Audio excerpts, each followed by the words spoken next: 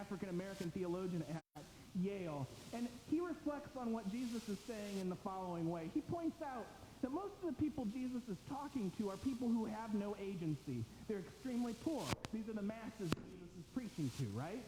He's talking to people who have no political power, no rights in their world at that time. They live in the Roman Empire, but they are not citizens of it.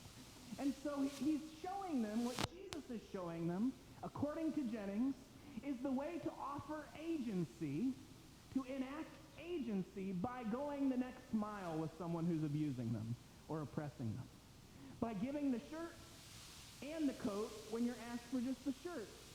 Does that make sense to you? Probably not. Why not? Because we're used to having it our way, extra mayo, extra lettuce. You don't need to ask us twice to have it our way. We're used to having agency, most of us, right? And so our response to that is, listen, buddy, I actually kind of know the judge. I used to play golf with the sheriff. My family knows them. And I've got a lawyer, and I'm going to knock your teeth out if you come for me like that.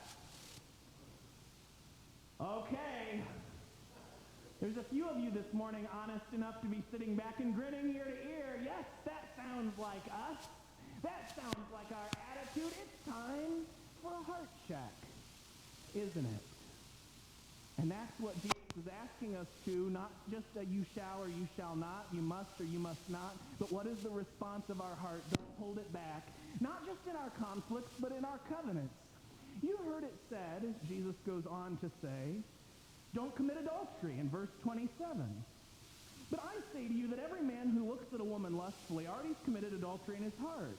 And if your right eye causes you to fall into sin, tear it out and throw it away. It's better that you lose a part of your body than your whole body be thrown into hell. And if your right hand causes you to sin, chop it off and throw it away. It's better for you to lose a part of your body than your whole body go into hell. It was said, whoever divorces his wife must give her a divorce certificate. But I say to you that whoever divorces his wife, except for sexual unfaithfulness, forces her to commit adultery.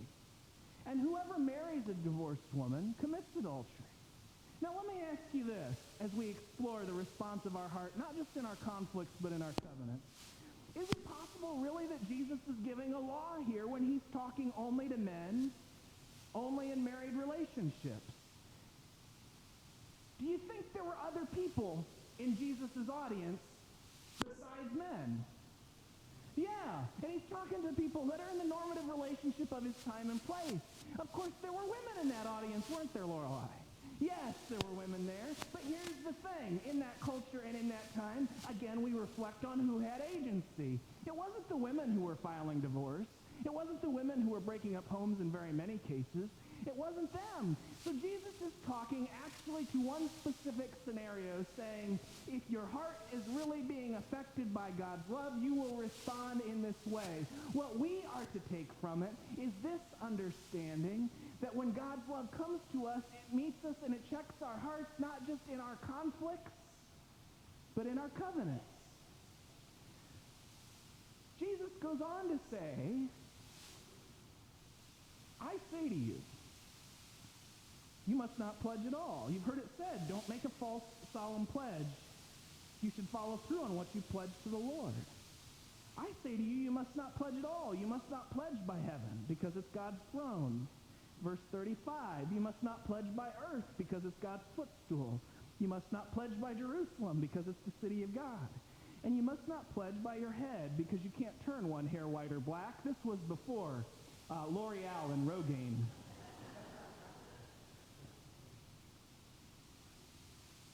Let your yes mean yes, and your no mean no, and anything more than this comes from the evil one. Now, we know folks who, when they go into a courtroom, will not put their hand on the Bible and take an oath, don't we? We know folks like that. Lorelei, I bet you remember folks who back once upon a time, even in the Wesleyan tradition, would not do that, who would not go in and take an oath, and it's because they took the words of Jesus seriously. Now, most of us could go into a courtroom, could be, well, I don't know if we could be elected to office, but if we were, we could put our hand there and we could take an oath. Why? Because we understand intuitively that what Jesus is doing is not setting down a new law, a shall and a must, but what Jesus is doing is giving us an expectation of how we respond to God's love with the love of our heart. That in our conflicts, in our covenants, in the truths we tell and the faithfulness we enact, we will respond to and reflect God's love. Is this starting to make sense? Of course, the text moves on to its culmination. Jesus says, you have heard it said in verse 43 that you must love your neighbor and hate your enemy. But I say to you, love your enemies and pray for those who harass you so that you'll be acting as children of your Father who's in heaven. He makes the sun rise both on the evil and the good, and he sends rain on both the righteous and the unrighteous. If you love only those who love you, what reward do you have? Don't even tax collectors do the same? And if you greet your brothers and sisters, what more are you doing? Don't even Gentiles do the same? Therefore, just as your heavenly Father is complete in showing love to everyone, so you also must be complete. And so what Jesus shows us is that when God's love is poured out, our heart check comes. The response of our heart comes, yes, in our covenants, yes, in our conflicts, and finally, in community. Loving neighbor, loving enemy. In our minds, we're tempted to think of it as a concentric circle. We start in those relationships that matter most, our covenants. We have to get our response to God's love right in our conflicts, and we circle on out to the love of neighbor and finally enemy. But you know what Kierkegaard would have said? He would have said, if we're thinking about it that way, it's exactly backwards. That anybody following any God in any religion or no religion at all can get it right in their covenants, can get it right in their conflicts. They can know that honesty and truthfulness is important. But it is Christians, because they have seen the love of God in Jesus Christ, who know that we start at the outside with love of enemy. How about that? Love of neighbor. How about that heart check? Kierkegaard would help us to see that God meets us in God's love and in our hearts in all of these ways. And Pat's sitting up here, and she thinks, who cares what this Kierkegaard guy thinks? So wasn't his life a mess anyway? That's what you were thinking, wasn't it, Pat? Yeah. Why do I care what he thinks? Why do I care when his life was so touched by tragedy? Let me ask you this. In your life, have you learned more in your moments of victory and glory about what God's love for you is? Or have you learned more in the tragedy? And indeed, even in this moment, we are in the midst of a great tragedy.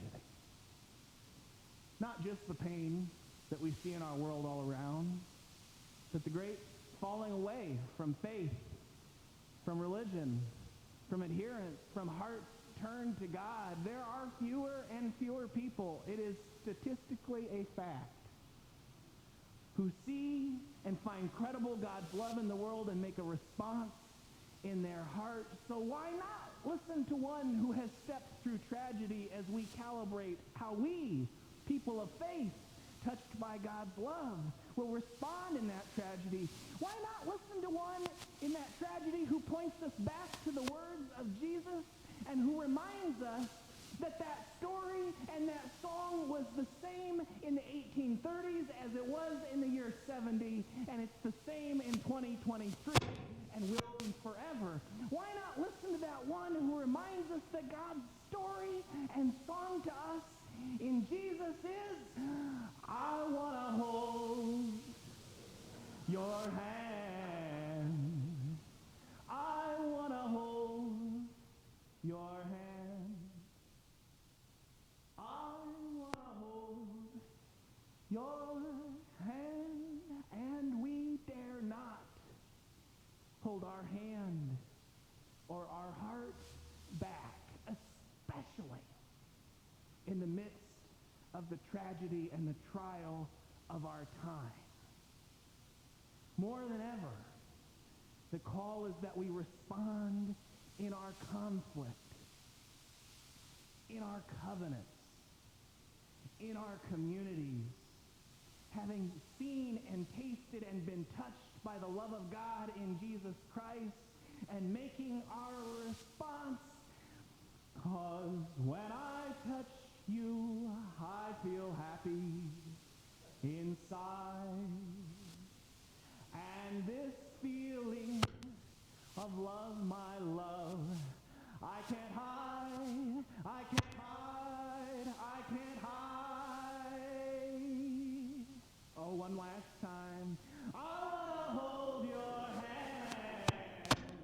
I wanna hold your hand. I wanna hold your hand. I want to hold your hand. And God's perfect love comes to us in Jesus Christ, who gives us his light and his law, and our hearts dare not hold it back, not one little bit.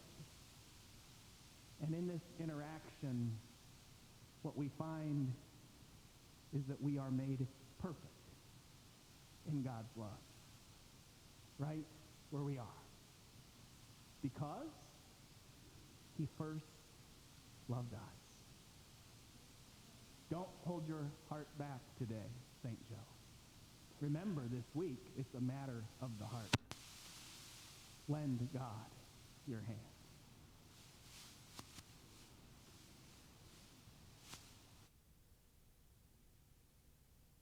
And today, and let's sing our closing hymn, a song of God's love for us and our response to God. May our hearts be pleasing with the law Christ has sent out in his person.